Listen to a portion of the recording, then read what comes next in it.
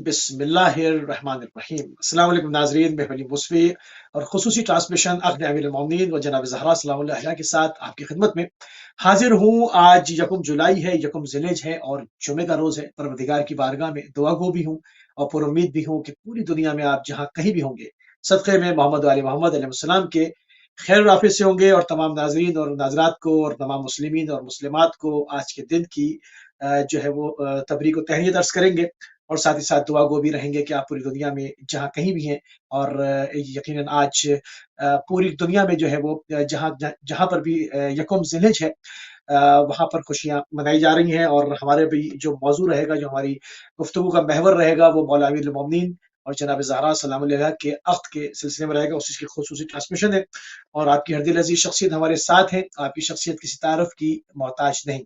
हमारे साथ मौजूद हैं आयतुल्लाह सैयद नसीम अब्बास नजफी साहब नजफ़ अशरफ इराक से। क़िबला आपको प्रोग्राम में खुशामदीद भी कहेंगे, आज के दिन की मुबारकबाद भी पेश करेंगे और सलाम भी अर्ज़ करेंगे। अलैकुम अस्सलाम व रहमतुल्लाहि व बरकातुहू। सलामत रहे मुर्शिद साहब, मेरी तरफ से आपको तमाम मोमिनीन को पूरी दुनिया में और इमाम ज़माना अलैहिस्सलाम की खिदमत में हदीये तबरीक। जज़ाकल्लाह क़िबला, जज़ाकल्लाह। और थोड़ी सी तवीली गुफ्तगू के साथ हमेशा की तरह अपने प्रोग्राम का नाज़रीन आगाज़ करेंगे। और चूँकि आज अक़्द का दिन है अमीरुल मोमिनीन और जनाब ज़हरा के, तो जो एक शादी जैसा एक पाक और नेक बंधन है, इसके ऊपर इसकी अहमियत जानने की कोशिश करेंगे। क़िबला, इसकी इस्लाम के अंदर क्या अहमियत बयान की गई है? औज़ु बिल्लाहि मिनश शैतानिर रजीम, बिस्मिल्लाहिर रहमानिर रहीम, अल्हम्दुलिल्लाहि रब्बिल आलमीन वस्सलातु वस्सलामु अला अशरफिल अंबिया व अला आलिहि तय्यबीन अत्ताहिरीन वल्लानतु दाइमा अला अदाइहिम अजमईन। अगरचे शादी का टॉपिक, इसकी बहुत सारी जिहात हैं, लेकिन इस्लाम ने और जो शराए इस्लामी दीनी अहकाम या शरीयतें जो साबिक़ा अदवार में भी जनाब आदम से लेकर ख़ातम तक जितनी शरीयतें आईं, उन्होंने निकाह को अल्लाह की सुन्नत यानी अल्लाह की तरफ से बनाया हुआ कानून करार दिया और अदम निकाह को सफ़ाहत करार दिया गया। और उस अदम निकाह की वजह से जो दुनिया आखिरत में मफासिद मुरतब होते हैं और उसको अंबिया ने बयान किया और मुआशरे में उसकी जो खराबियाँ मुरतब होती हैं उसको बयान किया गया। और निकाह की अहमियत और निकाह के फ़वाइद और जितने बेनिफिट्स इंसान की इनफरादी लाइफ पे, इज्तिमाई लाइफ पे, दुनिया के एतबार से, आखिरत के एतबार से मुरतब होते हैं, उनको भी बयान किया गया। अब यहाँ पे बात ये है कि अल्लाह ने जितने भी अहकाम नाज़िल किए हैं, जितने भी वाजिबात हैं, मुस्तहब्बात हैं, उनमें इंसानियत का फ़ायदा मुज़मर है। यानी किसी चीज़ को वाजिब नहीं किया जब तक कि उसमें कोई बेनिफिट नहीं था, किसी चीज़ को मुस्तहब नहीं किया जब तक कि इंसान के लिए दुनिया और आखिरत को कोई फ़ायदा नहीं था।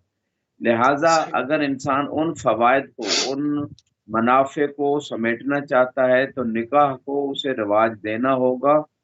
और ये आइम्मा अलैहिमुस्सलाम की खुशकिस्मती है कि उनके बारे में जैसे कि इमाम हुसैन अलैहिस्सलाम की ज़ियारत में ये जुमले मिलते हैं, अशहदु अन्नका कुन्त नूरन फिल अस्लाबि शामिखा वल अरहामिल मुताहरा, कि इमाम ने गवाही दी कि मैं गवाही देता हूँ ए मौला हुसैन, आपके तमाम आबाओ अजदाद जो हैं उनकी बुलंदो बाला सुल्बों में और तमाम माओं के पाक रहमों में एक आप नूर थे। तो ये जो नूरानियत थी अइम्मा अलैहिमुस्सलाम की, इनके तमाम आबा अजदाद की बुलंद व बाला सुल्बें जो थी, वो इसी वजह से थी कि एक तो वो हस्तियाँ ईमान पे थीं और दूसरा उन हस्तियों को नबूवत या विसायत और खिलाफत के ओहदे मिलते रहे। और इसी तरह ये हस्तियाँ हमेशा निकाह से इनका सिलसिला जारी रहा। आदम से लेकर जो है तमाम अइम्मा और अंबिया का सिलसिला निकाह से था। इसीलिए अमीरुल मोमिनीन अलैहिस्सलाम ने जब अपने किसी मुखालिफ हरीफ को, जब वो अपने लिए कुछ उज़र तलाश कर रहा था कि मेरे पास ये उज़र है, वो उज़र है, तो इमाम ने उसके तमाम उज़रों को जब दलीलों से बातिल कर दिया, तो आखिर में फरमाया उनशिदुका बिल्लाह अक़ाल लका रसूलुल्लाह या इली अंता व अना मिनन निकाह ला मिनस सफ़ा मुन्ज़ु आदम, कि मुझे कसम दे के बताना क्या तेरे बारे में अल्लाह के रसूल ने ये बताया था یا میرے بارے میں فرمایا تھا کہ اے علی، میں اور آپ آدم سے لے کر ہمارے تمام آبا و اجداد اور ہم نکاح سے پیدا ہوئے ہیں، یعنی ایسی نسلیں رہی ہیں ہر زمانے میں جو نکاح کے بغیر پیدا ہوئی، اور یہاں پہ بات سے بات آ گئی تو میں کر رہا ہوں۔ رسول خدا ہی کا فرمان صلی مبارک اور اللہ مشہور علیہ فرمان ہے، سنی شیعہ کتابوں کے اندر موجود ہے، لا یا علی لا یحبک الا طیب الولادہ ولا یبغضک الا خبیث الولادہ۔ اے وسلم۔ علی، آپ سے محبت نہیں رکھے گا مگر جس کی ولادت پاک ہوگی، جو نکاح سے پیدا ہوا ہوگا، اور آپ سے بغض وہی رکھے گا جو بے نکاح کے پیدا ہوا ہوگا، جس کی ولادت خبیث ہوگی۔ تو نکاح کے اسی ایک حدیث سے بھی ہم اگر دیکھتے ہیں تو جو بینیفٹس ہیں دنیا و آخرت کے اعتبار سے، ایمان اور نفاق کے اعتبار سے، حب اور بغض اہل بیت کے اعتبار سے، اور بہت ساری چیزیں جن گناہوں سے انسان بچنا چاہے دنیا میں، تو شادی کی ایک امپورٹنس ہے، اور اس میں پاکیزگی اور طہارت کا جنبہ ہے، نسل پاکیزہ ہوتی ہے۔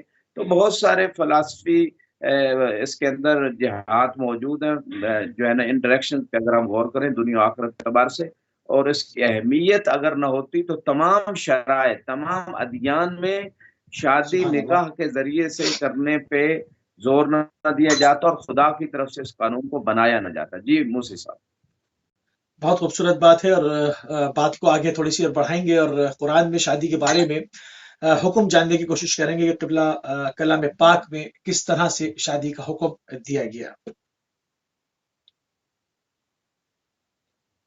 جی، جو قرآن حکیم کے حوالے سے اللہ سبحانہ و تعالیٰ نے نکاح کے حوالے سے بڑی معروف و مشہور آیت ہے، وَأَنكِحُوا الْأَيَّامَ مِنكُمْ وَالصَّالِحِينَ مِنْ عِبَادِكُمْ وَإِمَائِكُمْ إِنْ يَكُونُوا فُقَرَاءَ يُغْنِهِمُ اللَّهُ مِنْ فَضْلِهِ وَاسِعٌ عَلِيمٌ۔ اللہ یہ حکم دے رہا ہے تمام مومنین و مومنات کو کہ اپنے کنواروں کی شادی کرو، اور تمہارے جو عبد اور کنیز جو نیک ہیں آپ میں سے، ان کنیزوں اور غلاموں میں جو نیک ہیں ان کے بھی نکاح کرو۔ اور اس کے بعد فرمایا اگر وہ لوگ جن کی آپ شادی اور نکاح کر رہے ہیں، اگر وہ لوگ غریب اور فقیر ہوں گے، اللہ اپنے فضل سے انہیں غنی کر دے گا۔ یعنی اس آیت میں ایک فلسفی پروردگار سبحانہ و تعالیٰ نے عطا کی ہے، اور وہ یہ ہے کہ انسان یہ سوچتا ہے، انسان کی یہ تھنکنگ ہے اس دور میں بالخصوص، کہ پہلے ہم غنی ہو جائیں، پہلے ہمارے پاس مال جمع ہو جائے۔ جمع کرتے کرتے زندگیاں گزر جاتی ہیں، کئی گناہوں کے ارتکابات کر لیتے ہیں، اور اپنی عفت و طہارت کو ضائع کر بیٹھتے ہیں، مال جمع کرتے کرتے اس ایج میں چلے جاتے ہیں کہ اب پھر آگے اولاد نہیں ہوتی، آگے اور مسائل کریٹ ہوتے ہیں۔ خدا نے اس پورے رانگ کنسیپٹ کی نفی کر دی ہے قرآن میں، کہ اگر تمہارے پاس فقر ہے، تمہارے پاس غربت ہے، تو تم لوگ شادی کرو، نکاح کرو، خدا اس غربت کو نکاح کے صدقے میں برکت سے میں ہماری مالداری میں اضافہ ہوگا۔ لہٰذا اس مقام پہ کہنا یہ چاہتا ہوں کہ اللہ سبحانہ و تعالیٰ نے ایک تو ہم تمام مکلفین کو، مومنین مومنات کو یہ حکم دیا کہ یہ شادی کروانے کا کام کرنا چاہیے، روایات میں بھی ہے، اور ان روایات کی روشنی میں جو بندہ دو طرفوں کو حلال طریقے سے ملاتا ہے، اس کا بہت زیادہ اجر و ثواب ذکر ہوا ہے۔ تو آیات اور روایات کی روشنی میں اس کی اہمیت یعنی تمام معاشرے پہ وارد ہوتی ہے۔ فقط جس کی شادی ہونی، یہ جس فیملی کا یہ مسئلہ ہے اس کا مسئلہ نہیں، یہ پورے معاشرے کا مسئلہ ہے، یہ پورے معاشرے کی ذمہ داری ہے۔ اور دوسری طرف اسی مقام پہ قرآن میں اللہ سبحانہ و تعالیٰ نے ارشاد فرمایا وَلْيَسْتَعْفِفِ الَّذِينَ لَا يَجِدُونَ نِكَاحًا حَتَّى يُغْنِيَهُمُ اللَّهُ مِنْ فَضْلِهِ، کہ جو لوگ کسی وجہ سے ان کو نکاح میسر نہیں ہو رہا، تو ان لوگوں کو چاہیے کہ عفت اختیار کریں یہاں تک کہ خدا انہیں غنی کر دے، یا انہیں وہ رشتہ میسر ہو جائے، نکاح کے کوئی چانس مل جائے، اس وقت تک وہ عفت کو اختیار کریں۔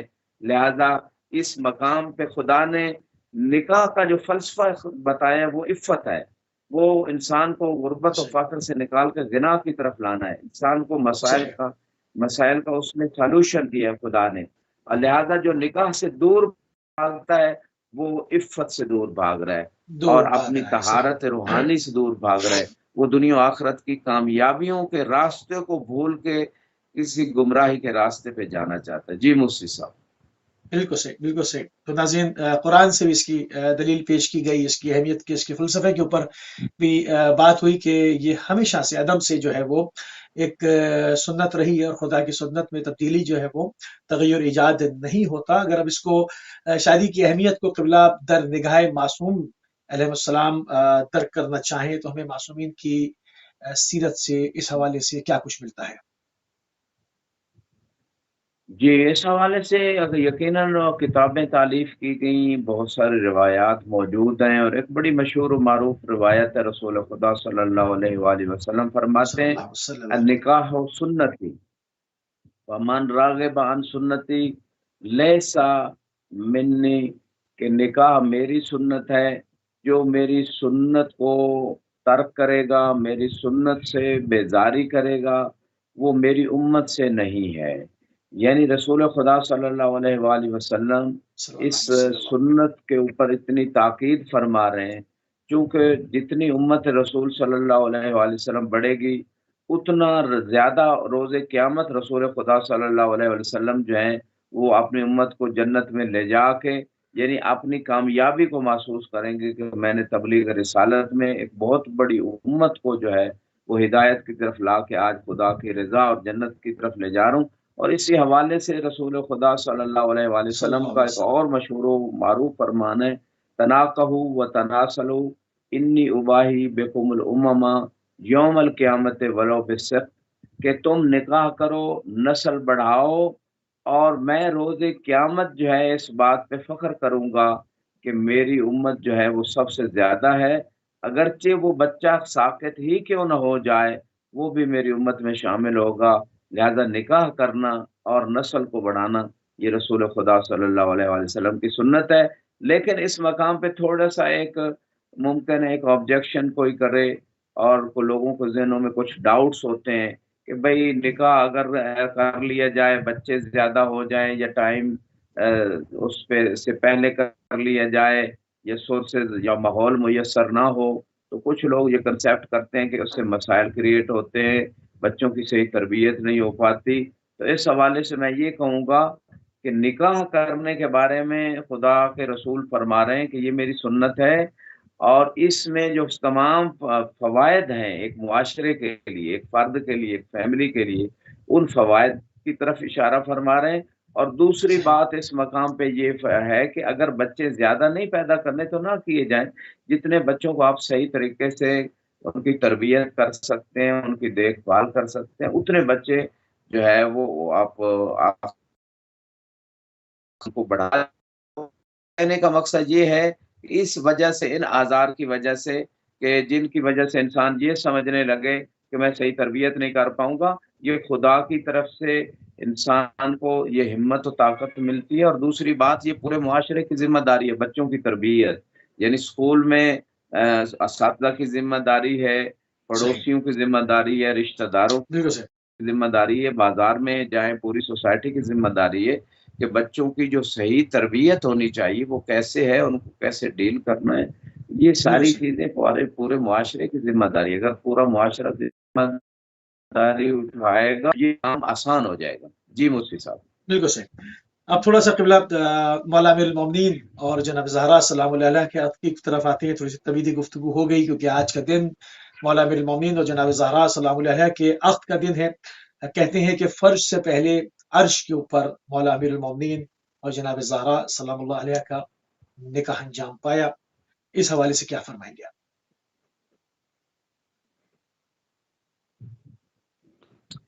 جی بالکل، جناب زہرا جناب بطول اور جناب امیر المومنین کی جو شادی صلی اللہ ہے، جو عقد نکاح ہے، وہ فرش سے پہلے عرش پہ ہوا ہے، اور اللہ خود اکبر۔ پروردگار نے فرشتوں کو حکم دیا، بعض فرشتوں نے جو ہے نا پیغام رسانی کی، بعض نے نکاح میں شامل ہوئے، اور جنت میں اللہ سبحانہ وتعالیٰ نے شجرہ طوبہ کو حکم دیا کہ وہ جو ایک نثار جس کو کہتے ہیں کہ جو دلہا دلہن پہ وہ چیز پھینکی جاتی ہے اور لوگ اٹھاتے ہیں، جس کو عام زبان میں نثار بھی کہا جاتا ہے عربی لغت میں، تو وہ جنت میں اللہ سبحانہ و تعالیٰ نے شجرہ توبہ کو حکم دیا، تو اتنے اس نے حلے اور اتنی زینت کی چیزیں اور در و جواہر اور یہ ساری چیزیں اس نے گرائی شجرہ توبہ نے، اور جنت کی جو حور عین تھی اور جنت کی حوریں وہ جمع ہوئی، اور انہوں نے اس جناب فاطمہ سلام اللہ علیہ کے نثار کو چنا شجرہ توبہ سے، اور وہ ایک دوسرے کو پھر وہ ہدیہ دیتی تھی اور فخر کر کے کہتی تھی کہ ہمارے پاس یہ جو گفٹ ہے، یہ جو ہدیہ ہے، یہ جناب زہرا سلام اللہ علیہ کی شادی کی برکت سے ہمیں ملا ہے۔ تو اللہ نے وہاں انتظام کیا، فرشتوں کے اندر انتظام کیا، خطبہ نکاح پڑھا گیا، خدا کی طرف سے اس تزویج کا اہتمام ہوا۔ یہ فرش سے پہلے عرش کے اوپر انتظام تھا، اور اللہ نے جیسے کہ اپنے حبیب کو بھی یہ پیغام بھیجا تھا جب عرش پہ عقد برپا ہو چکا تھا، اللہ سبحانہ و تعالیٰ نے شادی کو انجام دے دیا، تو اس کے بعد جو ہے یہ حکم ہوا زوج نور بن نور، اے میرے حبیب آپ نور کی نور سے شادی کر دیں۔ لہذا یہ وہ واحد شادی ہے جس کو اللہ سبحان اللہ۔ سبحانہ و تعالیٰ نے خود انتظام کیا دنیا سے پہلے، عرش کے اوپر جو ہے اپنے ملائکہ کے اندر، اس مقدس بارگاہ کے اندر اس رشتے کو قائم کیا، اس زواج کو قائم کیا، اس نکاح کو قائم کیا۔ تو میں سمجھتا ہوں جناب علی و بطول کی یہ امتیازی خصوصیت ہے، کسی اور کو یہ مقام نصیب نہیں ہوا کہ ان کی فرش سے سبحان اللہ۔ پہلے عرش کے اوپر شادی برپا ہو اور خود رب العزت اس کو برپا کرے، یعنی اس سے بڑا اعزاز میں سمجھتا ہوں کوئی نہیں ہو سکتا۔ جی مسلم صاحب۔ اچھا، مولا امیر المومنین علیہ السلام کے ساتھ رشتے سے پہلے ہمیں تاریخ میں ملتا ہے کہ کچھ لوگوں نے رشتے کی خواکسداری کی، جس پر رسول اللہ غضبناک بھی ہوئے بعض افراد کے لیے۔ اس حوالے سے کیا ہمیں تاریخ میں ملتا ہے؟ جی ایک بہت اہم پہلو ہے کنز العمال، بہت ساری اہل سنت کی کتابوں میں بھی یہ بات ملتی ہے کہ جناب زہرا کے رشتے کی خواستگاری جو ہے ایسے لوگوں نے کی کہ جن کی خواستگاری پہ رسول خدا غضبناک ہوئے، حالانکہ اللہ وہ جن کے بارے میں قرآن میں ہے انک لعلی خلق عظیم، اے میرے حبیب آپ کا اخلاق عظیم ہے، آپ بہت کم غضبناک ہوتے تھے، لیکن یہ ایسی جسارت تھی، یہ ایسی بے حرمتی تھی، یہ ایسی باد احترامی تھی جناب سیدہ کی بھی اور رسول خدا کی بھی، کہ اتنی عظیم ہستی کہ جس ہستی کو اللہ نے عالم انوار میں سب سے بلند مقام عطا کیا رسول خدا کے بعد اور مولا علی کے بعد، اور وہ علت کائنات ہیں، علت تخلیق کائنات جناب زہرا کی سلام وجہ۔ اللہ علیہا ہیں۔ سبحان اللہ۔ جیسے کہ ایک حدیث قدسی میں ہے، یا احمد لولا کا لما خلقت الافلاق، اے میرے حبیب اگر آپ نہ ہوتے میں کائنات کو پیدا نہ کرتا،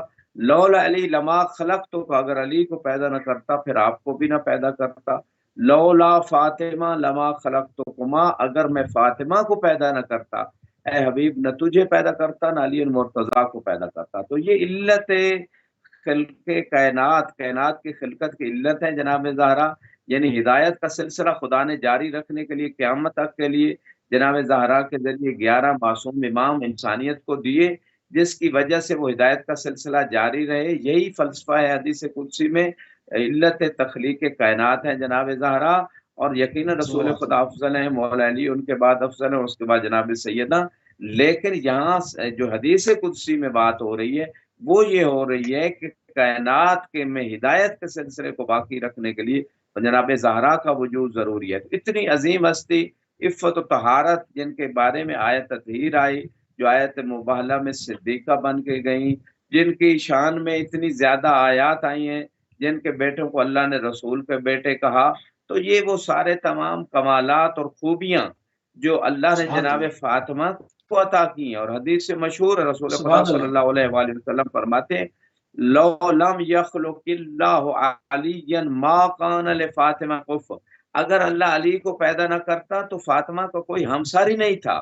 تو ایک اتنی عظیم الشان ہستی کہ جس کا ہمسر علی کے علاوہ کوئی نہیں ہو سکتا، اگر اس کا رشتہ کوئی مانگنے ہے کوئی بھی چلا جائے جو شرک و نفاق میں رہا ہو، جو بتوں کو پوجتا رہا ہو، عفت و طہارت دور دور تک جس کے پاس نہیں آتی ہے، علم سے اس کا تعلق نہ ہو، جہالت کی زندگی گزار چکے ہوں، اور بہت ساری جو ایسی خرابیاں جو خاندانی اعتبار سے ان کا کوئی مقام و معیار ہی نہ ہو، تو وہ اس ہستی کا رشتہ مانگنے جائیں جو کائنات میں سب سے افضل ترین ہستی ہے واہ۔ مستورات میں، جو سیدۃ النساء सुभान اہل अल्लाह। الجنت ہیں، جو جنت کی عورتوں کی سردار ہیں، جو سیدۃ النساء العالمین ہیں، جو کائنات کی عورتوں کی سردار ہیں، تو خدا نے کفر کا بھی ایک شریعت میں بھی ہے، کفر کا جنبہ رکھا ہے कुफ्र। کہ ہم پلہ مانوی اعتبار سے، روحانی اعتبار سے، علمی اعتبار سے اور اخلاقی اعتبار سے، خاندانی اعتبار سے، شرف کے اعتبار سے، اجتماعی اعتبار سے، یہ کفر کا جنبہ علماء نے بھی اس کو فقہ میں بیان کیا ہے، یہ بھی ضروری ہے نکاح میں۔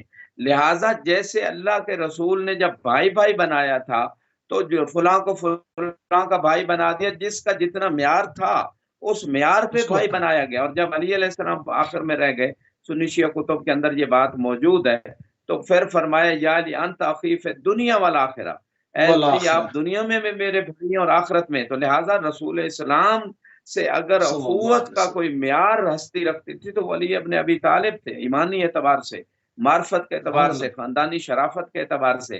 اس مقام پہ میں ایک اور مسئلہ بھی حل کرتا چلوں کہ جب ماں کا رشتہ جو اتنی عظیم ہے، جب ماں کا رشتہ کسی نے آ کے مانگا ہے تو رسول خدا غضبناک ہوتے ہیں، اہل سنت کتابوں میں ہے۔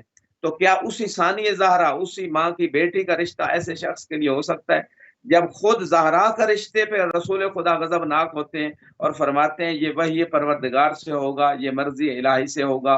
تو جب خود ماں کا رشتہ نہیں ہو رہا تو ثانی زہرا کا کیسے ہو سکتا ہے ایسے کسی ایسے شخص سے؟ تو لہذا کہنا یہ چاہتا کہ اس چیز کو آج بھی سمجھنے کی ضرورت ہے، اور جناب رسول خدا صلی اللہ علیہ وآلہ وسلم کے پاس وحی آتی ہے، پروردگار کی وحی آتی ہے، اس وحی کے مطابق پھر آپ نے اس زواج کو اور اس نکاح کو فرش کے اوپر قائم کیا۔ صحیح جی بات۔ مفتی صاحب۔ اچھا، والدہ کے رشتے کے حوالے سے آپ بات کریں، اس کو تھوڑا سا واضح کر دیں قبلہ۔ جی آپ کو کوشچن واضح نہیں ہوا آج مفتی صاحب؟ جی جی، میں نے کہا کہ والدہ کے رشتے کے حوالے سے آپ بات کر رہے تھے تو اس کو تھوڑا سا اور واضح فرما دیں۔ جی جی، مثلا جناب زہرا والدہ گرامی ہیں، ان کی بیٹی جناب ام کلثوم کے حوالے سے میں یہ عرض صلی کروں اللہ گا، علیہ وسلم۔ علماء محققین کی تحقیق ہے کہ ام کلثوم جناب زینب سلام اللہ علیہا کی کنیت ہے۔ تو جناب زینب سلام اللہ علیہا کی جب کنیت ہے ام کلثوم، تو جناب زہرا کی ایک ہی بیٹی ہوئی، اور اس نام کی اور بھی عرب میں عورتیں تھیں۔ تاریخ طبری میں جو بندہ ناچیز جلد نمبر 2 میں جو پڑھا ہے کہ یہ ام کلثوم ابو بکر کی بیٹی تھی، جیسے محمد بن ابی بکر کو مولا علی نے پالا تھا، اسی طرح اس بچی کو بھی اس کے والد کے وفات کے بعد گھر میں پالا تھا، جیسے جناب خدیجہ نے بیٹیاں پالی تھی، لوگوں کی یتیم بچیوں کو پالا تھا، اور عربوں میں مشہور ہو جاتا تھا کہ جو جس کو پالتا تھا وہ اسی کا بیٹا اس بیٹی کا شمار بعد ہوتا تھا۔ ٹھیک ہے، ٹھیک کلیئر جیسے ہو گیا۔ جیسے قرآن میں مصری صاحب زید کو لوگوں نے رسول کا بیٹا مشہور کر دیا پالنے کی وجہ سے، تو اللہ نے نفی کی کہ رسول جو ہے نا تمہارے مردوں میں سے کسی کے باپ نہیں ہے، تو یہ لے پالک بیٹی تھی، اور اس کا رشتہ پھر جب مانگا گیا اس نے خود بھی نفی کی، تاریخ طبری میں ہے، اور زبردستی یہ ایک لمبا پھر موضوع ہے، الگ موضوع ہے۔ جی مصری صاحب۔ ہاں، ایج ڈفرنس بھی تو بہت تھا نا، 50-60 سال کا فرق بھی تو کہا گیا۔ بہرحال جہیز فاطمہ سلام اللہ علیہ اور سادگی کی اعلیٰ مثال پر ہر دور کے لیے قبلہ کیا کہیں گے، جو شہزادی کے جہیز کے اوپر ایک مثال قائم کی۔ آج ہم دیکھتے ہیں کہ اس کی وجہ سے ہزاروں جگہ پر بچیاں اپنے گھروں میں بیٹھی ہوئی ہیں، حالانکہ ہمارے پاس اس کا رول ماڈل پہلے سے موجود ہے۔ اس پر تھوڑی سی گفتگو ہو جائے۔ جی آپ نے جو تمہید باندھی اس کے تائید میں وہ مشہور آیا روایت جو رسول خدا کے فرمان مبارک سے مشہور ہوں، معروف ہوں، سب سنی شیعہ کتب میں موجود ہے۔ فرماتے ہیں فاطمہ سیدۃ نساء العالمین، دوسری روایت میں سیدۃ نساء اہل الجنہ۔ اب یہاں پہ جو عالمین کی سردار ایک مستور، جس کو کائنات کے لیے ایک رول ماڈل، ایک آئیڈیل پرسنالٹی، ایک مثالی شخصیت کے طور پہ بھیجا گیا اس دنیا میں، اور اللہ نے یہ چاہا کہ کوئی دنیا کی مستور احساس کمتری کا شکار نہ ہو۔ یہ جہیز کی جو لعنت ہے، یہ بعض اوقات انسان احساس کمتری کا شکار ہوتا ہے تو وہ اپنی بڑائی ظاہر کرنا چاہتا ہے، یا بڑائی اس کے اندر احساس برتری ہے اس کو وہ ثابت کرنا چاہتا ہے، تکبر کرنا چاہتا ہے۔ اگرچہ والدین جو وراثت کا حکم شریعت میں ہے اس کو چھوڑ دیا گیا ہے، وہ بیٹی کا حق نہیں دیا جاتا، اور جہیز کو جو بڑھا چڑھا کے، تو لہذا لوگ معاشرے کے مطابق چلتے ہیں، اس بات کو نہیں دیکھتے کہ اللہ رسول اور اہل بیت کی رضا کس چیز میں ہے، اور جناب زہرا کی سیرت کس چیز کے اندر موجود ہے. لہذا کائنات کے سردار کی بیٹی کا جب اس فرش کے اوپر عقد ہوتا ہے اور وہ سارا سلسلہ شادی کا قائم ہوتا ہے، حالانکہ خدا چاہتا تو جیسے جنت میں وہ لال و جواہر اور بڑے بڑے لباس قیمتی اور وہ بہت زبردست شادی خدا نے وہاں کی، تو فرش پہ بھی یہ ارینجمنٹ ہو سکتا تھا. جیسے حسنین کے لیے اگر شادی کے جوڑ عید والے دن اپنا عید والے دن عید کے کپڑے جنت سے آ سکتے ہیں، تو جناب زہرا کے لیے بھی آ سکتے ہیں جنت کے کپڑے. اسی طرح جنت سے اور بہت سبحان سارے جواہر اور یاقوت اور پتہ نہیں کیا کیا آ سکتا تھا. لیکن اس سادگی سے نارمل طریقے سے ایک نیچرل حالات کے تحت شادی جو کی گئی، اس کی ایک ریزن بنیادی یہی ہے کہ امت کی جتنی عورتیں ہیں، جتنے مرد ہیں، وہ شادی کرنے میں ان کے لیے بہت بڑا کوئی مسئلہ نہ بن جائے. کہ مسئلہ کشمیر سے بھی بڑا مسئلہ ہے کہ کب تک کتنے سال پیسے جمع کیے جائے، ادھار لیے جائیں، پھر ساری زندگی ادھار اتارتے رہے اور وہ سود پہ قرضہ لیا جائے، سود پہ گناہ شریک ہو، اور سود پہ لیا ہوا قرضہ جو ہے انسان ادا بھی نہیں آسانی سے کر سکتا. تو یعنی انسان کو ایک آسان راستہ بتایا، نکاح کو آسان کیا گیا، طلاق کو مشکل شریعت نے بنایا. نکاح کے لیے گواہوں کی بھی ضرورت نہیں، دو گواہ ہوں تو سنت ہے، مستحب ہے، نہ بھی ہوں تو نکاح ہو جاتا ہے. طلاق میں 4 آدمی گواہ صحیح چاہیے. تو اسلام آسانی پیدا کر رہا ہے نکاح میں، تاکہ لوگ نکاح غلط کاریوں اور عدم عفت کی طرف نہ چلے جائیں، اور طلاق کو مشکل بنا کے پیش کر رہے ہیں. لیکن اس اسلام کی ریئلٹی کو کچھ فرقوں نے بالعکس کر دیا، نکاح کو مشکل بنا دیا اور طلاق کو آسان بنا دیا. بس منہ سے کہہ دینے سے طلاق ہو جائے گئی، چاہے عادل گواہ ہوں نہ ہوں، عربی سیگا ہو نہ ہو. طلاق کو بہت آسان. لہذا آج دنیا میں جو طلاق سے طلاقیں دنیا میں ہو رہی ہیں، پھر حلالوں کے چکر ہو، یہ سارے مصائب اور کیا کیا معاشرے میں پریشانیاں بڑھ رہی ہیں. اور اسی مسئلے پہ ایران کے ایک بادشاہ نے جب اس نے بیوی کو یہ طلاق طلاق کہہ کے دے دی زبانی، اور وہ شرطیں جو طلاق 3 طلاقوں کے بعد جو قضیہ اور ہوتا ہے یکدم 3 اکٹھی طلاقیں نہیں ہوتی، یہ بھی کسی رسول خدا کے بعد آنے والے شخص نے 3 طلاقیں اکٹھی کر دی تھی. تو اس موضوع کی طرف نہیں جانا چاہتے تو علامہ ہلالی نے پھر ان علماء سے مناظرہ کیا، تو اس عالم انہوں نے اس مناظرے کو جیتا، بادشاہ مطمئن ہوا. اس مذہب جعفری کو اس نے ایران کے اندر باقاعدہ جو ہے نا اپنا رسمی مذہب قرار سرکار دیا، جس سے تشیع کے دروازے کھلے. تو میں یہ کہنا چاہتا ہوں کہ یہ ایک سادہ اور بڑی بابرکت شادی اور رحمتوں اور برکتوں سے پر شادی تھی، جس میں تقوی کی بنیاد پہ شادی ہوئی اور مختصر جہیز واہ مہیا کیا گیا. اور جہیز میں سبحان بھی اللہ ایک بڑا رانگ کنسیپٹ خصوصاً ہمارے بر صغیر میں ہے. سمجھتے ہیں کہ جہیز لڑکی کی طرف سے دیا جاتا ہے، حالانکہ جہیز جو ہے وہ شوہر کے ذمہ ہوتا ہے. جہیز سے مراد گھر کی جو بیسک نیسیسٹیز ہیں، ضروریات ہیں، اس دور کے مطابق وہ شوہر مہیا کرے، نہ کہ جو ہے نا بچی والے مہیا کرے. ہاں بچی والوں کے پاس سورسز ہیں، اگر وہ افورڈ کر سکتے ہیں، جتنا دے سکتے ہیں میں باپ شکر نعمت دے دیں، اس میں اسلام منع نہیں کرتا. ہاں تکبر، دکھاوے، ریا کے لیے یہ چیزیں نہیں ہونی چاہیے. لہذا جو لوگ آج دنیا میں طلاقیں زیادہ ہو رہی ہیں اور نکاح ناکام ہو رہے ہیں اور کامیاب ایک لائف جو ہے میاں بیوی کی وہ ظاہر نظر نہیں آتی اکثر معاشروں میں، اس کی ایک بنیادی وجہ، ایک ریزن یہ بھی ہے کہ شادیاں مال و دولت کے لیے کی جاتی ہیں، اور شادیاں جو ہیں وہ اس ایمان اور عفت اور تقوی اس معیار پہ نہیں ہوتی. جی مصری صاحب. بالکل صحیح. تو اگر ہم شادیوں کا تقابل کریں، یقیناً جناب زہرا صلی اللہ علیہ وسلم کی شادی کے ساتھ تو تقابل ہو بھی نہیں سکتا، مگر ایک ایز اے رول ماڈل، چونکہ پروردگار نے ان کو رول ماڈل بنایا ہے، ان کو اسوہ قرار دیا، ان کی زندگی کے ہر پہلو کو، ان کے شب و روز کے معاملات کو، ان کے ہر قسم کی ہر چیز کو پوری امت کے لیے بلکہ پوری انسانیت کے لیے اس گھر کو اسوہ قرار دیا گیا ہے. تو شادی کا تقابل نہیں کر رہے، مگر چونکہ وہ اسوہ ہیں تو ان کی شادی کو رکھ کے اور آج جو ہمارے کی شادیاں ہو رہی ہیں اس میں ہم اصلاح کے لیے اگر سوال اٹھائیں تو آپ کیا کہیں گے؟ جی بہت امپارٹنٹ کوشچن آپ نے کیا. اس کوشچن میں اتنا کہنا چاہوں گا آپ کے حوالے سے، آپ کے اس کوشچن کے آنسر میں، کہ ہمارے اس دور میں جو دنیا میں مسائل ہیں، ایک تو شادیاں لیٹ کی جاتی ہیں، اور دوسرا ان شادیوں میں ایسی رسم و رواج اور ایسی چیزیں جو انسان کو گناہوں کی طرف لے جاتی ہیں، اور بہت سارے ایسے فنکشنز ہوتے ہیں، ایسی رسومات ہوتی ہیں جن کی اسلام میں کوئی اس کا کنسیپٹ نہیں ہے، ضرورت نہیں ہے. یعنی وہ بعض اوقات ہندو معاشرے سے ہمارے مسلمانوں کے اندر بھی آ گئیں.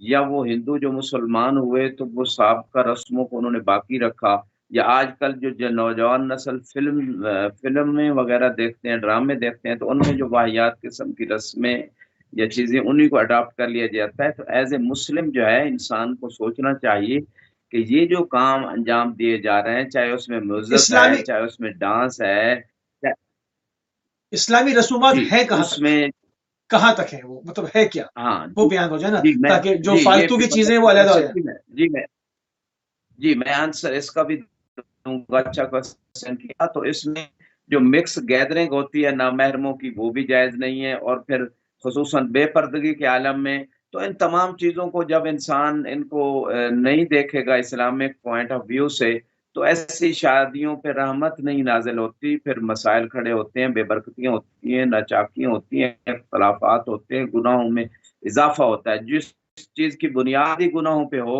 اس چیز میں کیسے برکت آئے گی، اس چیز کے اندر کیسے آگے انس و محبت اور احترام کی فضا قائم ہوگی۔ لہذا یہ تو ایک نقطہ تھا جو آج کل کی شادیاں ہیں اس پوائنٹ آف ویو سے میں، اور اسراف کیا جاتا ہے، یعنی جو کھانا پینا اس میں بہت زیادہ ایسی ڈشز اور اتنا زیادہ پکا دینا ضائع ہو جاتا، غریب لوگوں کو شامل نہیں کیا جاتا، اور پھر لباس خریدنے میں اپنے فیملی ممبرز کے دوسروں کے اتنے زیادہ مہنگے، ٹھیک ہے اگر کسی کو خدا نے اتنی صلاحیت دی ہے، پھر بھی اسراف کا حکم نہیں ہے، وہ دوسرے غریب لوگوں کی مدد کیوں نہیں کر دیتے؟ جیسے جناب زہرا سلام اللہ علیہ، تو ایک اچھا لباس جو ہے وہ مہیا کیا گیا اس جہیز میں، اور وہ اسی شب یعنی پہلی رات ہی آپ نے، جب سائلہ کوئی آتی ہے مانگنے والی اور آپ سے آ کے سوال کرتی ہے، تو آپ وہ اپنا قیمتی لباس جو آپ کی شادی کا ایک ہی سوٹ تھا، وہ اس کو خدا کی رضا کے لیے دے دیتی ہیں۔ یہ ہے سیرت جناب زہرا۔ اب میں یہ نہیں کہنا چاہ رہا کہ دلہن اپنا وہ قیمتی لباس اتار کے دے دے، لیکن کم از کم اتنا تو کریں، اس کے جو 20 25 30 50 ان گنت اس کو سسرال اور میکوں کی طرف سے ملے ہیں، یا ہسبینڈ کے لیے جو اتنے سوٹ بنائے ہیں، تو غریب فقراء ارد گرد پڑوس ہیں، پڑوس میں ہیں، رشتہ داروں میں، ان کو کیوں نہیں دیے جاتے للہ؟ اور صدقہ جو ہے وہ بڑی بڑی مصیبتوں کو ٹالتا ہے۔ لوگ شادیوں پہ صدقہ نہیں دیتے، صدقہ دینے سے سفر بھی محفوظ ہوتا ہے، اور شادی کی خوشی کو نظر بھی نہیں لگتی، اور انسان محفوظ رہتا ہے۔ تو آپ نے جو کوسچن کیا اسلامک پوائنٹ آف ویو سے ہم کیسے شادیاں منائیں، تو اسلامک پوائنٹ آف ویو یہی ہے کہ ناچنے والے اور یہ کنجر ٹائپ لوگوں کو بلانے کی بجائے، میوزک کے شو کرنے کی بجائے، آپ جشن منا لیں، جناب مولا علی اور جناب زہرا کی شادی کے قصیدے یہ پڑھ تو دیں، کسی خطیب منقبت ذاکر کو کھلتی بلا لیں، آپ خوشی بھی منا لیں من... گے۔ نہیں نہیں، جی اب تو موسی اب تو صاحب۔ اب تو اب تو منقبت کھلتی ہے نا لوگوں کو، آگا کہ مطلب شادی میں جو ہے وہ قصیدت پڑھا جا رہا ہے، اس میں بڑا آکورڈ فیل کرتے ہیں لوگ۔ ہاں جی، تو جو لوگ اس قسم کے ہیں کہ جو دینی باتوں کو پسند نہیں کرتے اور بے دینی باتوں کو، لا دینیت کو پسند کرتے ہیں، ایسے لوگوں کو پھر چھوڑ دیں ان کے حال پہ۔ یعنی آپ خدا کو ناراض کر کے لوگوں کو اگر راضی کوئی انسان کرنا چاہتا ہے، تو نہ اس سے لوگ راضی ہوں گے روایات میں، نہ اللہ راضی ہوگا، دنیا اور آخرت دونوں کا خسارہ ہے اس میں۔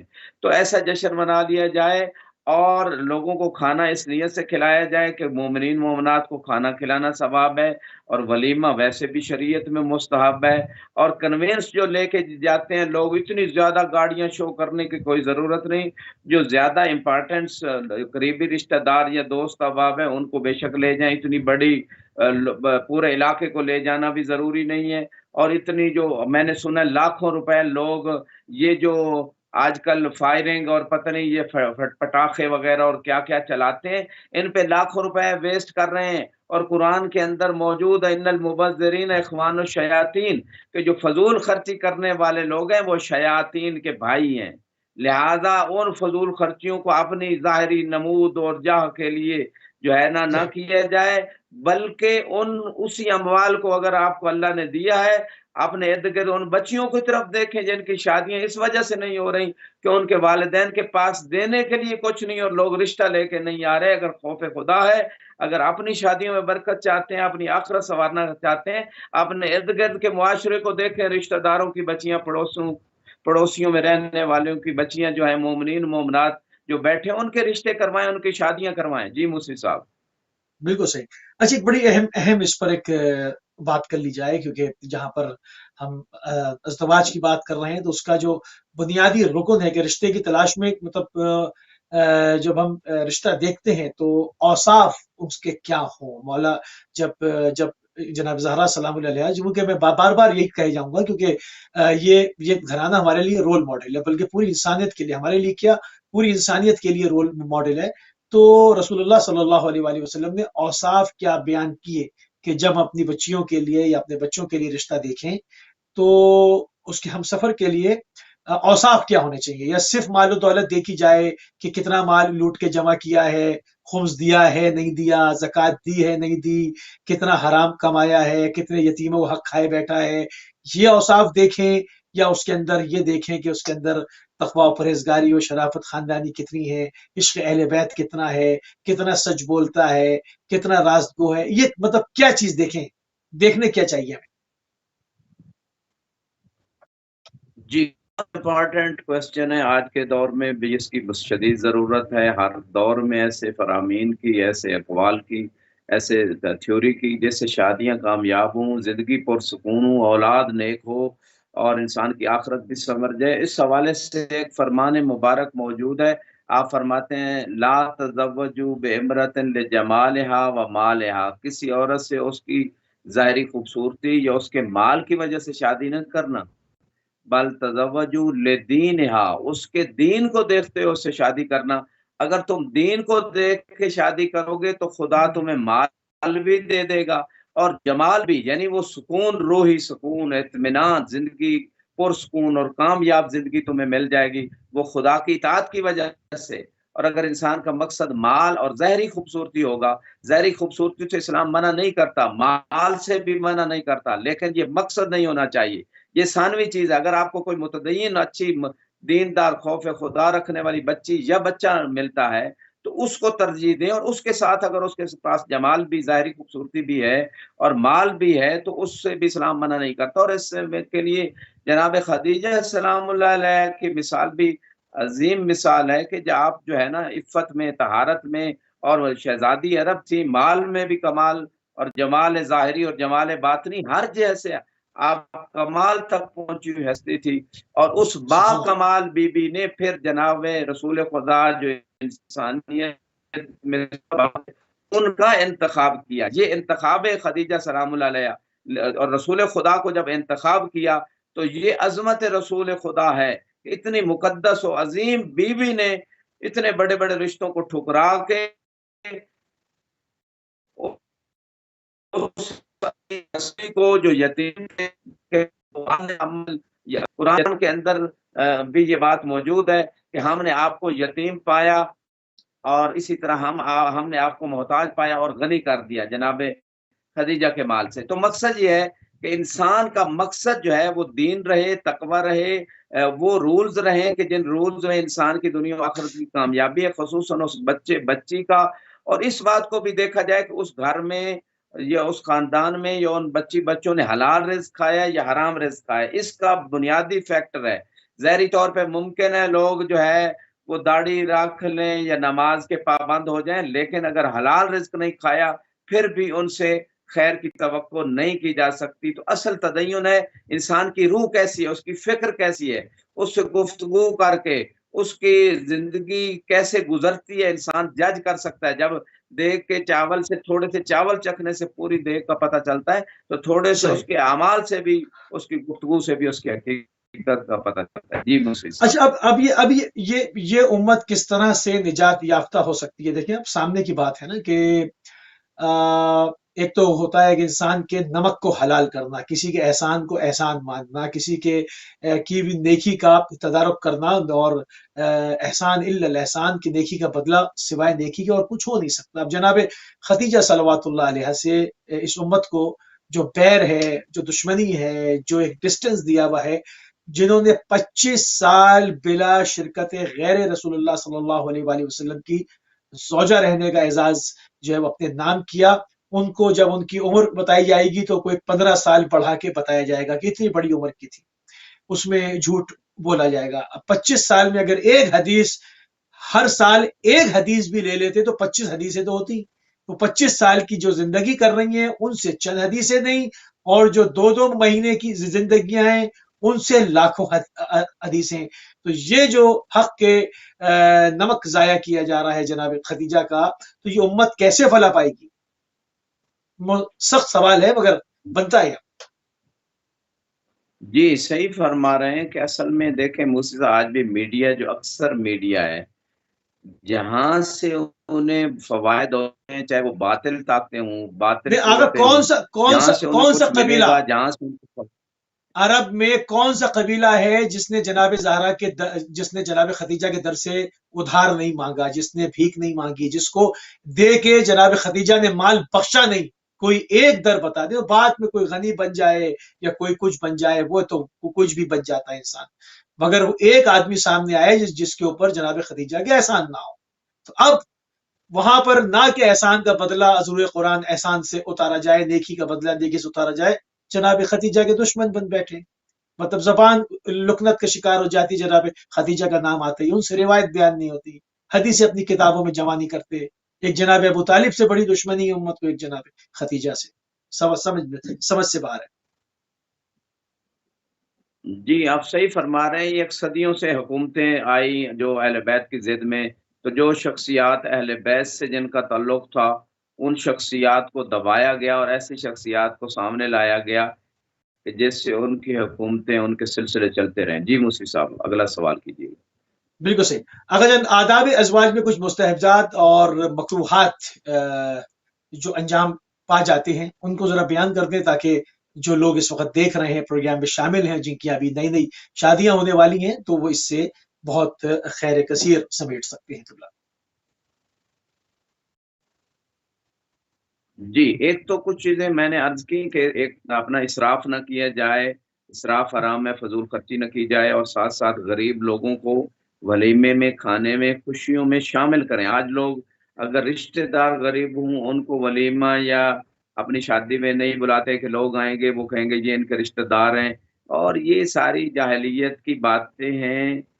خدا کی رحمت اگر سمیٹنی ہے، رضا سمیٹنی ہے، خدا کی طرف سے جو ہے نا کامیابی لینی ہے اپنی شادی میں، تو غریب لوگوں کو اپنی شادی میں شامل کریں. ان کے پاس اچھے کپڑے نہیں، آپ لے کے دے دیں. ان کے پاس جو ہے وہ دینے کے لیے کچھ نہیں ہے، آپ ان کی طرف سے ان کو ہدیہ لے کے دے دیں بھئی آپ دوسروں کے سامنے، تاکہ آپ شرمندہ نہ ہوں، ہدیہ آپ دے دینا. اگر انسان کے اندر جو ہے ان تمام چیزوں کا خیال رہے اور کھانے میں اسراف نہ ہو، کوئی چیز خرچ کرنے میں اسراف نہ ہو، اور اسی طرح اس مقام پہ ایک خصوصی چیز ہے جو لوگوں میں عام طور پہ معلوم نہیں ہے کہ میاں بیوی جب پہلی رات اپنے روم میں جاتے ہیں تو شوہر اپنی طرف سے ایک پانی لے اور بیوی کے پاؤں کے اوپر ڈالے اور نیچے کوئی تشت وغیرہ پڑا ہو اور اس کو پورے گھر میں پھینکا جائے. یہ روایات کے اندر موجود ہے تاکہ گھر سے جو جتنی وہ جگہ جائے گا وہ بلائیں اور رافتیں دور ہوں گی. صدقہ 2 رکعت نماز پڑھی جاتی ہے، یعنی نکاح کے بعد جو ہے، اور 2 رکعت نماز پڑھ کے دعا مانگی جاتی ہے خدا ہمیں اولاد نرینہ اور صالحہ عطا فرمائے. تو یہ سارے آداب ہیں اگر ان چیزوں کا انسان خیال رکھے. اور اقرب میں یہ خصوصی طور پہ ایک بہت مہم ترین چیز ہے، مکروہ ہے کہ اقرب کے اندر نکاح کرنا. اقرب میں جو نکاح ہوتا ہے وہ غالباً علماء بھی بتاتے ہیں کہ وہ ناکام ہوتا ہے، طلاق ہو جاتی ہے. لہذا کمر در اقرب نہ ہو، اس چیز کو خصوصی طور پہ دیکھ لیا جائے. اور کچھ ایام میں نحوست ہوتی ہے، کچھ ایام جو ہیں وہ ان میں خیر ہوتی ہے. یہ خدا کی طرف سے ایک خیر کا سسٹم اوقات ہے، یہ چیزیں روایات میں بھی ذکر ہوئی ہیں. تو لہٰذا ان چیزوں کا خیال رکھ کے اگر انسان انشاءاللہ شادی کرے گا اور نیت للہ ہوگی ایک پاکیزہ خاندان کو آگے بڑھانے کی، تو یہ ساری برکتیں انشاءاللہ نازل ہوں گی. جی مصطفیٰ صاحب. صحیح. اچھا قبلہ، آج کل اجتماعی شادیوں میں کا جو ہے وہ ایک رواج بہت کم معدوم پڑتا جا رہا ہے. کبھی کبھی ہم دیکھتے ہیں کہ حرم ائمہ میں اجتماعی شادیوں کا جو ہے وہ ایک فنکشن کیا گیا، اس میں سینکڑوں کی تعداد میں جو ہے وہ دلہن اور دولہے جمع ہیں. مطلب یہ ایک بہت اچھا ٹرینڈ ہے جس میں بغیر خرچے کے، بغیر اسراف کے، اور ایک بہت زیادہ ایک لوگوں کی شادیاں کرا کے لوگوں کو حرام سے دور کر دیا جاتا ہے، ایک حلال رشتے بنا دیے جاتے ہیں، اور اس سے ہماری پاپولیشن بہت اچھی طرح سے انکریز ہوتی ہے ایک ساتھ. تو اس حوالے سے کیا اس کے اوپر لوگوں کو ذرا سا موٹیویٹ کریں گے، کس طرح کے لوگ سامنے آئیں جو یہ کام کریں؟ مطلب ایک ایک کرتے رہتے ہیں، بہت اچھا کام ہے، بہت ہی احسن اقدام ہے کسی کی شادی میں ہیلپ کرنا، مگر اجتماعی شادیوں کا کیوں نہیں سوچتے؟ جب ایک شادی کروانے کا سوچ رہے ہیں تو ایک ایسا گروپ سامنے آئے جو بہت سارے لوگوں کو جمع کرے اور ایک ساتھ کرا دے. بہت سارے لوگوں کو جمع کیا اور ایک ساتھ شادی کرا دی. اجتماعی شادیوں کے حوالے سے میں چاہوں گا اس پہ ذرا سی اس کی خیر برکت پہ بات کریں. جی، اس کی بہت ساری برکات ہیں. ایک تو وہ لوگ جن کی شادیاں لیٹ ہو رہی ہوتی ہیں کئی اسباب کی وجہ سے، ان کے پاس سورسز نہیں ہیں یا رشتہ نہیں مل رہا، تو یہ تمام مسائل کا سلوشن اجتماعی شادیوں میں اگر ہر علاقے میں، محلے لیول پہ، ایک گاؤں لیول پہ، جہاں بھی کسی وسیع رینج کی بنیاد پہ اگر کچھ کر سکتے ہیں کچھ لوگ، تو وہ جو بزرگ ہوتے ہیں خاندانوں میں ان کو چاہیے کہ وہ مل بیٹھیں، ایک کمیٹی بنا لیں. فقط اجتماعی مسائل شادیوں کی جیسے نہیں، اور بھی جو اجتماعی مسائل ہیں، لوگوں کے جھگڑے ہو جاتے ہیں آپس میں، طلاقوں تک نوبت آتی ہے، اگر وہ صلح کروانے کی طرف جائیں تو لوگ پھر مل بیٹھتے ہیں، غلط فہمیاں دور کر سکتے ہیں. تو بزرگ جو علاقے میں گھروں میں موجود ہوتے ہیں، ان کا تجربہ ہوتا ہے، ایک ان کی زندگی گزر چکی ہوتی ہے، پھر کچھ رسپیکٹ بھی لوگ کرتے ہیں، ان کی بات مانی جاتی ہے. ان کی ایک کمیٹی ہونی چاہیے، وہ اجتماعی شادیوں کی طرف بڑھ سکتے ہیں، وہ رشتے کروا سکتے ہیں، وہ تلاش کر کے دے سکتے ہیں، وہ صلح کی طرف لے جا سکتے ہیں، وہ خرچوں کو کم کروا سکتے ہیں. اسی طرح علماء کا بیسک رول ہے. علماء جو ہیں، جو جس علاقے میں جتنے بھی تمام مکاتب فکر کے، وہ علماء مل بیٹھ کے اگر لوگوں کے ان مسائل کی طرف جائیں تو اجتماعی شادیاں ہو سکتی ہیں. اسی طرح حکومت یہ رول ادا کر سکتی ہے کہ یونین کونسل لیول پہ یا جو بھی ایک رینج مقرر کر دیں، اس میں جو غریب خصوصاً خاندان جو نہیں کر پاتے، ان خاندانوں کے بچے بچیوں کے قوائف جمع کیے جائیں، ایک دوسرے کے ساتھ شیئر کیے جائیں. آج تو میڈیا کا دور ہے، تو پھر وہ ایک دوسرے سے جب وہ رشتے طے ہو جائیں اپنی مرضی سے اور خوشی سے، پھر ایک ڈیٹ جیسے غدیر کا دن آ رہا ہے آگے 18 ذی الحج کو، تو اس پہ مثلاً ایک شادی کا اجتماعی انتظام ایک جگہ، وہ پورے علاقے کے لوگ مل جل کے، وہ اگر تھوڑے تھوڑے بھی ڈالیں گے، وہ کھانے کا اچھا، یہ تو ارینجمنٹ بھی ایک ہو ایک جائے گا، تھوڑے ایک بہت جو ان کو ضروریات کی چیزیں ہیں وہ بھی مل جائیں گی. جی ایک مذہن ایک بات کہہ رہا ہوں کہ مطلب بعض لوگ جن کو علماء سے چڑ بھی ہے نا، اب اگر کوئی شادی کرا رہا ہے تو اس وقت وہ مولوی بھی اچھا لگے گا ان کو، کیونکہ یہ کام ایسا ہے، تو اس میں لوگوں کو سامنے آنا چاہیے، علماء کو بھی مقامی طور پہ سامنے آنا چاہیے کہ وہ لوگوں کو موٹیویٹ کریں. بہت خوبصورت بات آپ نے کی کہ یہ ضلع کے حساب سے، محلے کے حساب سے، گاؤں در گاؤں کے حساب سے اگر اس طرح سے علماء بھی سامنے آئیں، مخیر حضرات کو جمع کریں اور موٹیویٹ کریں تو اجتماعی شادیاں جو ہے وہ ہمارے معاشرے میں ہونی چاہیے. بہرحال ایک بالکل ہمارے پاس تقریباً 2-3 منٹ اور ہیں. ایک اہم جو ہے وہ بات، اور شادی کے لیے مناسب عمر ہمارے کیا یہ ہوتا ہے کہ ابھی سیٹل نہیں ہے بھائی، ابھی تو کچھ ہے نہیں، ابھی ذرا تعلیم مکمل ہو جائے، پھر ایک اچھی سی جاب واب بھی ہو جائے، تو ہوتے ہوتے اس میں بہت سارے کام حرام ورام بھی ہو جائیں گے، تو اس کو کوئی نوٹس نہیں لیا جاتا. شادی کی اسلامی حساب سے اور عقلی اعتبار سے، منطقی اعتبار سے شادی کی عمر کیا ہے؟ 2 منٹ ہے میرے پاس. جی، اس حوالے سے موسی صاحب، اگر ایک بندہ دین کامل کو سمجھتا ہے اور ایسے ماحول میں رہ رہے کہ جس ماحول میں اس کے لیے گناہ کے بس جو ہے نا اسباب کم ہیں یا نہ ہونے کے برابر ہیں، اور وہ خود ایک متدین متقی انسان ہے، اس کی معرفت کا بھی ہے، اس کا ایمان کا بھی ہے، عمل صالح رکھتا ہے، اور وہ آگے اگر بڑھ رہا ہے علمی طور پہ کسی میدان میں اور شادی اس کے لیے رکاوٹ ہے، تو وہ بے شک تھوڑا عرصہ کے لیے 5-10 سال کے لیے بالغ ہونے کے بعد شادی لیٹ کر لے، یہ اس کے لیے مفید ہے. کیونکہ بعض اوقات شادی کے بعد غالباً یہ ہوتا ہے کہ مصروفیات، ذمہ داریاں بڑھتی ہیں، تو وہ جس مشن میں انسان آگے بڑھ رہا ہے اس میں رک جاتا ہے، وہ کامل نہیں کر پاتا. تو یہ ایک جنبہ ہے.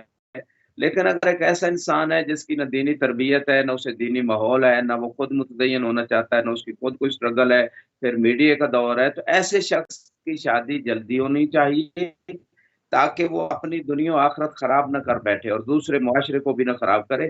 اس حوالے سے جو اسلامک پوائنٹ آف ویو ہے کہ 9 سال کی بچی بالغ ہوتی ہے، 14، 14.5، 15 سال تک بچہ اسلامی اعتبار سے وہ بالغ ہوتا ہے، تو یہ ایج بلوغ کے بعد اسلامی نقطہ نگاہ سے یہ جائز ہے شادی کی. لیکن آج کے معاشرے میں اگر ہم دیکھیں تو اس چیز کو ایکسیپٹ نہیں کیا جاتا، ہم نے معاشروں کو نہیں دیکھنا. لیکن پھر قانونی وہی اعتبار بات سے. میں آخر میں کروں گا لیکن ہر وسائل ملک ہیں، کے اعتبار سے، جی ہر وسائل ملک اگر کے ہیں اعتبار سے اور نہیں وہ بھی وسائل ہیں چائلڈ اور چائلڈ انسان کے پاس تدین ہے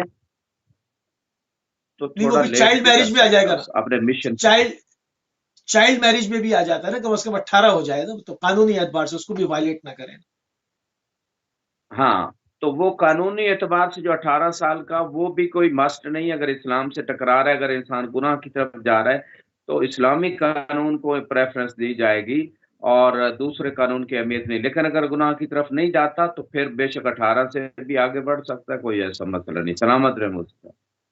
ٹھیک ہے، بہت شکریہ، مگر ہم نے جو ہے وہ یہاں پر ظاہری بات ہے قانون کے حوالے سے بھی ان چیزوں کو دیکھنا ہوگا، کیونکہ وہ پھر اس پر چائلڈ میرج وغیرہ کے جو ہے وہ اس کے اوپر معاملات میں مشکل ہو جائے گی۔ بہرحال جو ایک دینی فلسفہ ہے وہ قبلہ نے بیان کیا کہ اصل جو ہے وہ ہدف انسان کا اس کی روحانی عظمت اور بلندی کو برقرار رکھنا، کہ وہ گناہ کے نزدیک نہ جائے۔ ہم نے دین اور دنیا تمام چیزوں کو لے کر آگے بڑھنا ہوتا ہے۔ انتہائی ممنون ہے اور انتہائی مشکور ہے قبلہ آپ کے کہ آپ نے ایک مرتبہ پھر اپنا قیمتی ٹائم اہل بیت ٹی وی کو دیا۔ ناظرین، ہماری ٹرانسمیشن خصوصی ٹرانسمیشن عقد جناب امیر المومنین و جناب زہرا سلام اللہ علیہ اپنے اختتام کو پہنچتی ہے۔ ہم نے پوری کوشش کی کہ اپنے وقت میں رہتے ہوئے زیادہ سے زیادہ جو اس بابرکت ترین شادی کے جو اس کی ظفرشانی ہے وہ آپ تک پہنچے۔ اس میں جو اس کے نتیجے میں جو اس کو اسوہ بنا کر اپنی زندگیوں کو آگے لے کے چلنا چاہتے ہیں، ان کے لیے کیا کچھ مل سکتا ہے وہ آپ کی خدمت پیش کیا۔ ہماری اور آپ کی اگلی ملاقات